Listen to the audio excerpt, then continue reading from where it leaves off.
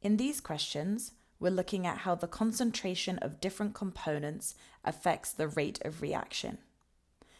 So to do this, we look at each individual component and figure out how it affects the rate of reaction, and that helps us determine the order of a reaction. So let's go through what those different orders mean.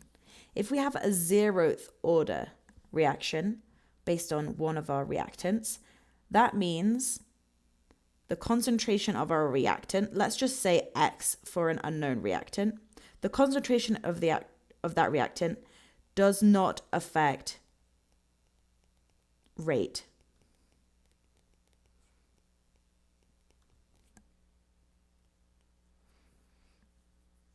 So that means we can change the concentration of this reactant and the rate is not going to change. So in other words, if X doubles,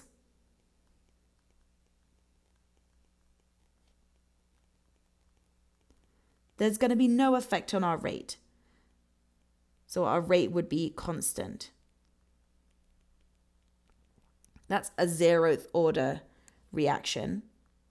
For a 1st order reaction, that means that our rate is proportional to the concentration of that thing. So that means if our concentration doubles, our rate would also double.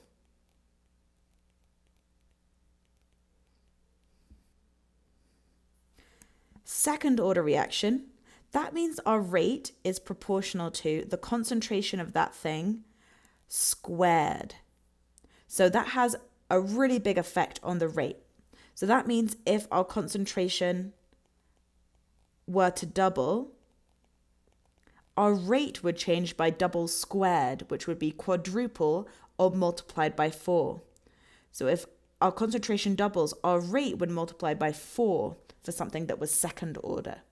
And it goes on like this. So 3rd order, that would mean our rate is proportional to the concentration of that thing cubed to the power of 3. So that has a really big effect on the rate. If we were to double the concentration of that thing, the effect on the rate would be doubled cubed, doubled to the power of 3. So that's 2 times 2 times 2, which is 8. Our rate would multiply by 8 for something that was 3rd order. And you could go on, getting higher orders, but the most common ones we're going to see are 0, 1, 2, and 3. So these are ways to describe how the concentration of one of our reactants affects the rate of our reaction. So let's give this first question here a go. So in this question, we have a fictional reaction being carried out between these fictional substances A, R2, and GZ. So we can see we have our equation here featuring 4A, 1R2, and 2GZ. And our goal is to use the description provided to figure out the rate laws for each of those reactants. So we're told that when the concentration of A is doubled, the overall reaction rate remains constant.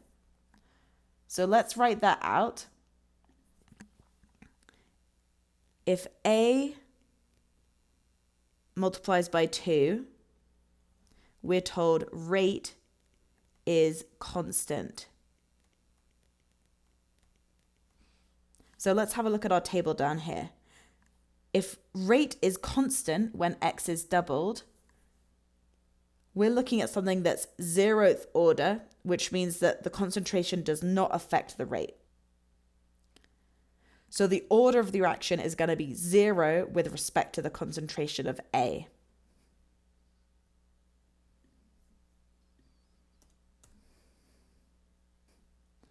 Next, we're told when the concentration of R2 is doubled, the overall reaction rate multiplies by 2.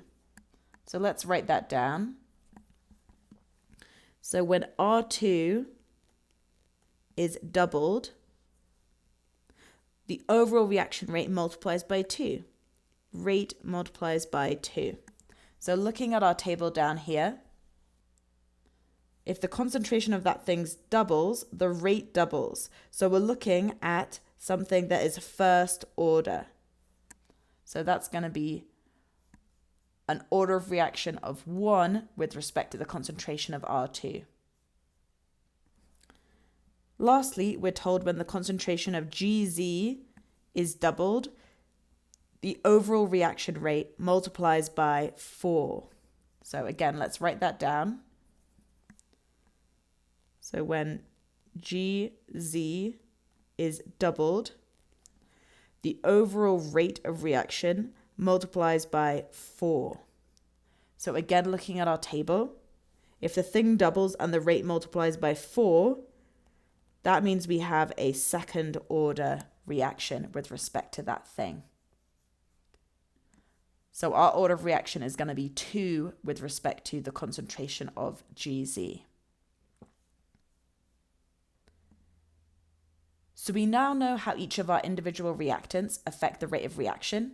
And so we know the order of the reaction based on each of those things. To get the overall order of the reaction, we're just going to add up the orders for each of our 3 things. So it's going to be 0 for the order of reaction with respect to the concentration of A, plus 1 for the order of reaction with respect to the concentration of R2, plus 2 for the order of reaction with respect to the concentration of GZ. So 0 plus 1 plus 2, that gives us 3. That's our overall order of reaction, third order. Awesome. Okay, so now we know the orders for everything. We can go ahead and write our differential rate law for this equation. Let's just head to the equation sheet quickly. So here we can see about differential rate laws. You can see it's talking about X and Y are the orders of reaction with respect to A and B. So where A and B are the reactants in our equation. We can see what we've just done, which is our overall reaction order, just adds up the orders of reaction with respect to the individual reactants. And then we have our differential rate law equation here, where we have the rate is equal to K, which is some constant, multiplied by the concentration of A to the power of its order of reaction, times the concentration of B to the power of its order of reaction. And if we had more reactants, if we had a third reactant or a fourth, those would be included in that equation too. So to get our rate law, it's going to be K, which is some constant, multiplied by each of our concentrations for each reactant to the power of their order. So for our first reactant A, it's going to be the concentration of A to the power of 0, because it's 0th order.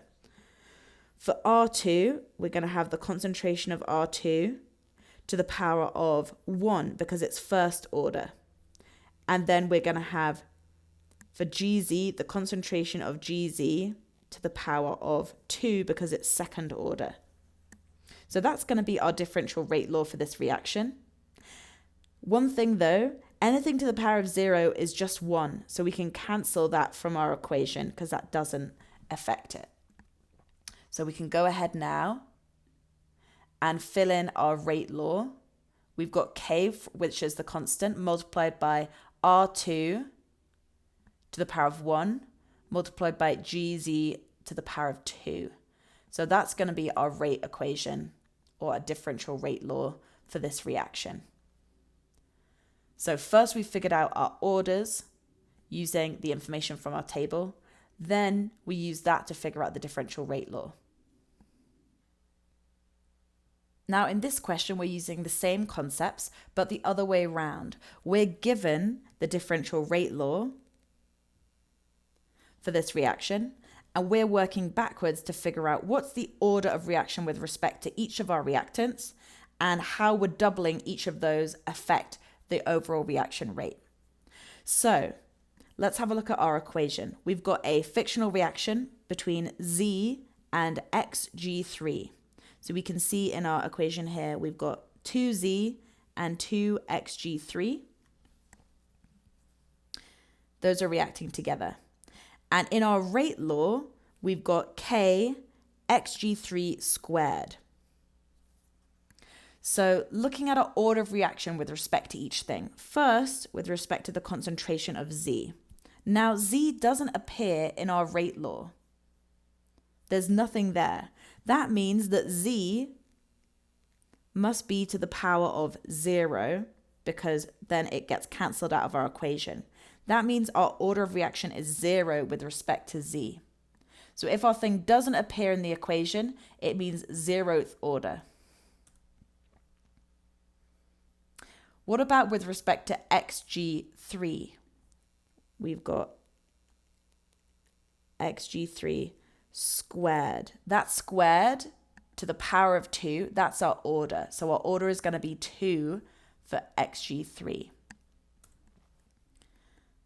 Those are our only two reactants in this question. So we've got 0th order for Z, 2nd order for xg3. The overall order of reaction, remember, adds it up for each of our components. So it's going to be 0 plus 2, which is just 2.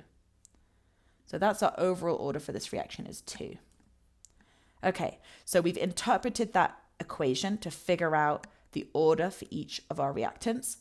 Last, we need to figure out if we double each of our reactants, how does that affect the overall reaction rate? So first looking at Z. If the concentration of Z were doubled, what would happen to the overall reaction rate? So we know Z is 0th order. So looking at that 0th order row in our table, the concentration of Z does not affect the reaction rate. And if the concentration of Z doubles, the rate is constant. There's no change in the rate. So if Z was doubled, how would it affect the reaction rate? It would remain constant. There would be no change because it's 0th order. What about xg3? We know the order of reaction with respect to xg3 is 2. So if we look at that row in our table, for an order of 2, that means our rate is proportional to that thing squared. It means if that thing doubles, the rate is going to multiply by 4 because it's 2 squared, doubled squared. So if xg3 was doubled, that means that our overall reaction rate would multiply by 4.